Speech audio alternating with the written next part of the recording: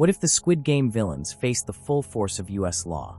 From murder to conspiracy, their actions would carry hefty sentences and massive fines. Let's dive into the legal consequences each villain would face in the United States. And trust me, no one's walking away scot-free. First up, the front man, the silent enforcer running the deadly games with precision. In the US, his crimes would be classified as first-degree murder, conspiracy to commit murder, and kidnapping. With hundreds of deaths under his watch, each murder charge could carry 25 years to life in prison. Let's break it down. Mass murder, 25 years to life per victim. For over 400 lives, we're talking consecutive life sentences. Kidnapping participants, 10 to 20 years per person. Conspiracy to commit murder, up to 20 years, with fines exceeding $250,000. And let's not forget about psychological torture. A civil lawsuit from survivors could bankrupt him completely. Even with a skilled lawyer, he'd never see the light of day again.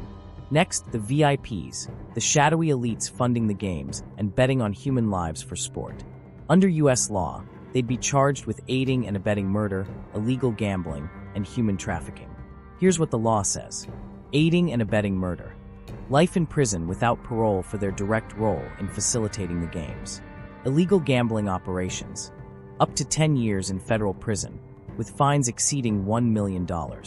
Human trafficking, kidnapping victims for the games, 20 years to life, plus restitution to victims. These VIPs might think their wealth can shield them, but with RICO Act charges for running a criminal enterprise, even their offshore accounts wouldn't be safe. Civil lawsuits from victims' families would bury them in billions of dollars in damages. Justice served, or too little, too late? Now let's talk about Jang Deok-Su, the gangster who brought his violent streak into the games.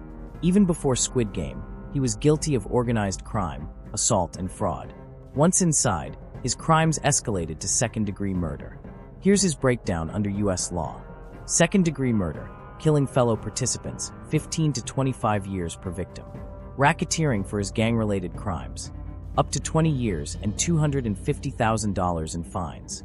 Assault and battery, 5 to 10 years, depending on severity. In total, Jang would face over 100 years behind bars. But let's be honest, with his enemies, he might not survive long enough to serve even a fraction of that time.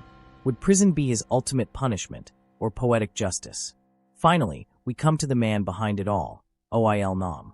The elderly mastermind orchestrated the games for his own twisted amusement, exploiting vulnerable people for entertainment. In the US, he'd face charges of crimes against humanity, mass murder, and fraudulent financial operations. Here's the breakdown. Mass murder.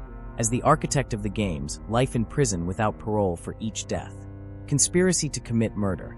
Another 20 years per count. Fraudulent financial operations. Laundering money through illegal means, 10 to 20 years, with fines exceeding $500 million. If convicted on all counts, OIL Nam would spend the rest of his life behind bars, and his vast fortune would be seized to compensate the victims' families. However, his advanced age and health might mean he dies in custody before serving much of his sentence.